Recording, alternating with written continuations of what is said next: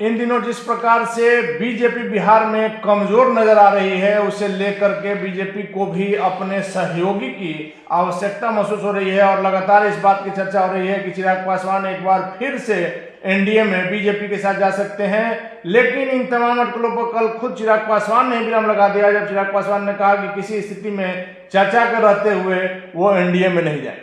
इसी विषय पर हम बात करेंगे लोक जनशक्ति पार्टी रामविलास के प्रदेश प्रवक्ता विनीत सिंह, प्रोफेसर विनीत सिंह हमारे साथ हैं। डॉक्टर साहब, क्या कहेंगे जब चिराग पासवान ने साफ कर दिया, अभी तक की अटकलें लगाई जा रही थी कि शायद आप लोग नीतीश कुमार के जाने के बाद फिर से एनडीए में आ जाए? हमारे राष्ट्रीय अध्यक्ष जी ने बिल्कुल सत्य वचन कहा है और बिल्कुल साफ गोई से बात कही है।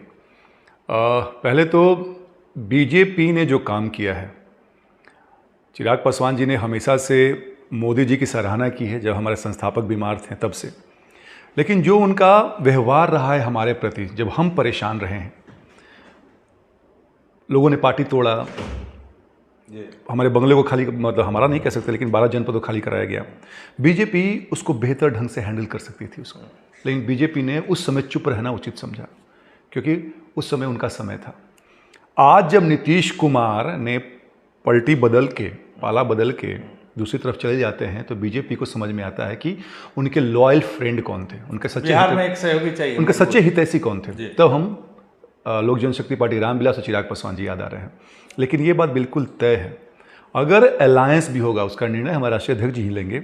तो खैर पशुपति पारस जी जब तक रहें तब तक तो जाने का सवाल ही पैदा नहीं होता है।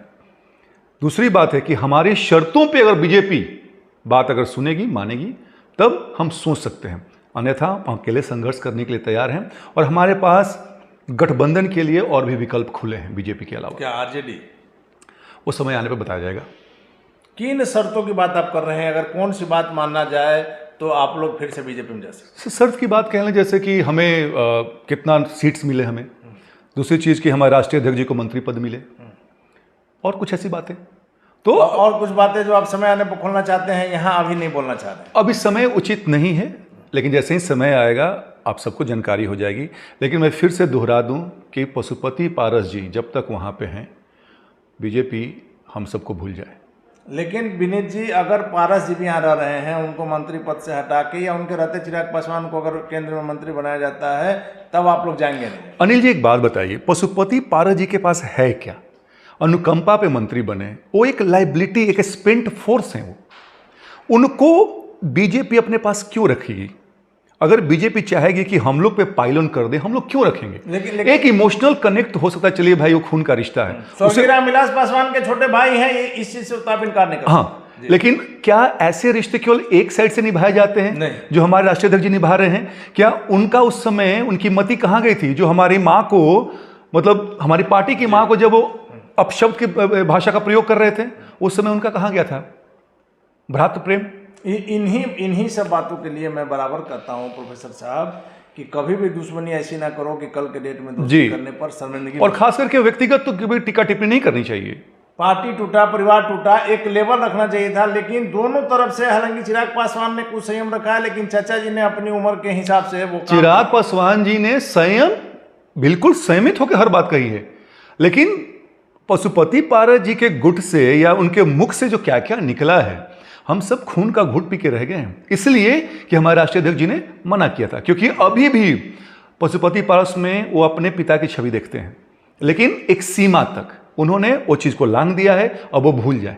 लेकिन प्रोफेसर साहब एक चीज तो आप मानिएगा कि जिस प्रकार से जदयू आपके राष्ट्रीय अध्यक्ष पर इल्जाम लगा रहा था, इन दिनों नीतीश कुमार जी और उनकी पार्टी के लोग भी चिराग पासवान को लेकर थोड़ा नरम हुए हैं। आपने देखा कि किस प्रकार से कल ही जदयू के बिहार के प्रदेश अध्यक्ष उमेश कुशवाहा का बयान आया था कि आरसीपी सिंह ही जिम्मेवार हैं बिहार में जदयू की दुर्गति के लिए। क्या है अनिल भाई कि अब हर पार्टी को एहसास हो रहा है चिराग पासवान जी और हमारी पार्टी की ताकत को। जब 6% वोट और इसके अलावा भी अलग अलग सेक्शन ऑफ सोसाइटी में आपके जो एडमायरर हैं, आपके जो हितैषी हैं, वो पार्टियां देख रही हैं। अब उनको समझ में आ रहा है कि भाई ऐसे व्यक्ति को, जो व्यक्ति शुरू से आपका वफादार रहा है, आपके साथ आपकी मित्रता को लेकर आगे बढ़ता रहा है, आपने उसको छोड़ दिया। तो हर कोई चाहता है कि अब चिराग पासवान जी हमारे खेमे में आ जाए। लेकिन हमारा उत्तरदायित्व है बिहार और बिहार की जनता के लिए।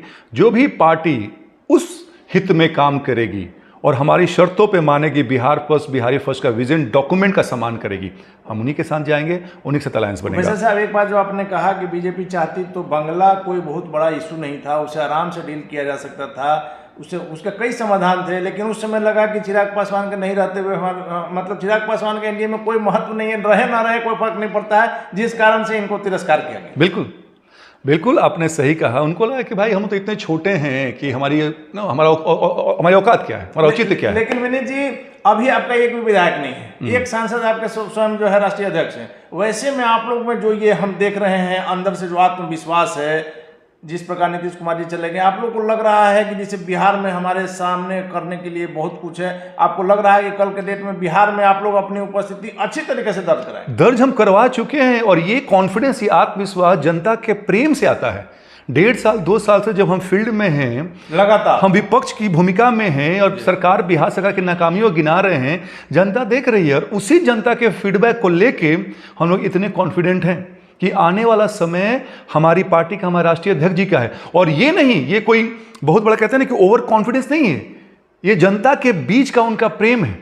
आज ही जिस प्रकार से खगड़िया में जो घटना घटी है और चिराग पासवान के पहुंचते ही सदर हॉस्पिटल में जिस प्रकार से परिजन चित्कार कर रहे थे, जिस प्रकार से चिराग पासवान ने उन्हें गले लगाया, लगता है लोगों को कि चिराग पासवान हमारे बीच का आदमी है और चिराग पासवान की लोकप्रियता इन्हीं कारणों से बढ़ती जा रही है। हमारे बीच का आदमी और हमारा आदमी है। अब ये बताइए कि खगड़िया में जो घटना घटी, जो चौकीदार को मार दिया गया है अपराधियों ने, कितने नेता पहुंचे वहां पे? कोई नहीं पहुंचा। लेकिन राजस्थान में भी कोई नहीं पहुंचा। लेकिन चिराग पासवान जी एक ऐसे शख्स हैं जो केवल वोट के लिए राजनीति नहीं करते हैं।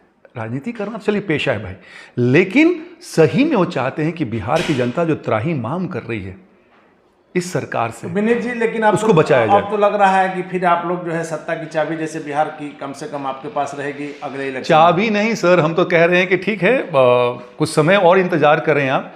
2028-29 में सत्ता की चाबी नहीं, सत्ता हमारे पास होगी। चलिए आखिरी सवाल है कि जिस प्रकार से आज डगबंगला पर शिक्षक अभ्यर्थियों पर लाठीचार्ज हुआ, ये तो अलग बात है, लेकिन जिस तरह तिरंगे का अपमान हो, इस पर क्या?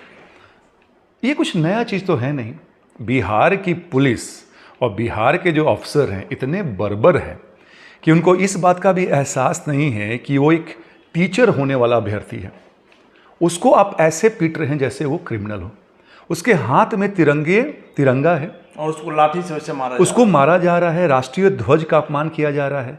आपको मालूम है उस अपमान के कारण, इस गुनाह के कारण आपको नौकरी से निकाला जा सकता है, आप पे राष्ट्रद्रोह का मामला बन सकता है, झंडे का अपमान का मामला बन सकता है।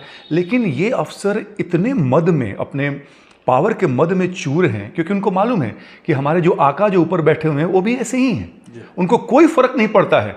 बताइए, जो व्यक्ति या व्यक्तियों का समूह बच्चों को पढ़ाएगा, उस पर आप ऐसे लाठी भांजते हो, भी सरेआम। और भी रास्ते होते हैं। एक सिविलाइज सभ्य सोसाइटी में क्या होता है, आप उसको गिरफ्तार करें, गाड़ी में बैठा लें, उसको पकड़ लें, ऐसे मार के क्या बताना चाहते हैं? सरेआम रोड पर। तो ये तो बिल्कुल एफआईआर ही नहीं, उनको डिसमिस करना चाहिए, के सिंह जी जो भी हैं, क्योंकि आप अपने पावर के मद में आप किसी भी इंसान जो उसका जो सेल्फ कॉन्फिडेंस है, उसका जो सेल्फ रिस्पेक्ट है, आप उसको ऐसे ह्यूमिलिएट नहीं कर सकते हैं। चलिए धन्यवाद आपका। तो ये थे हमारे साथ लोक जनशक्ति पार्टी रामविलास के बिहार के प्रदेश प्रवक्ता प्रोफेसर डॉक्टर विनीत सिंह जी, जिनका साफ तौर पर कहना है कि चिराग पासवान पशुपति कुमार पारस के रहते हुए एनडीए में नहीं जाएंगे और बिहार में ये लोग अपना भविष्य काफी उज्जवल देख रहे हैं। हालांकि आगे क्या होगा देखना काफी दिलचस्प होगा।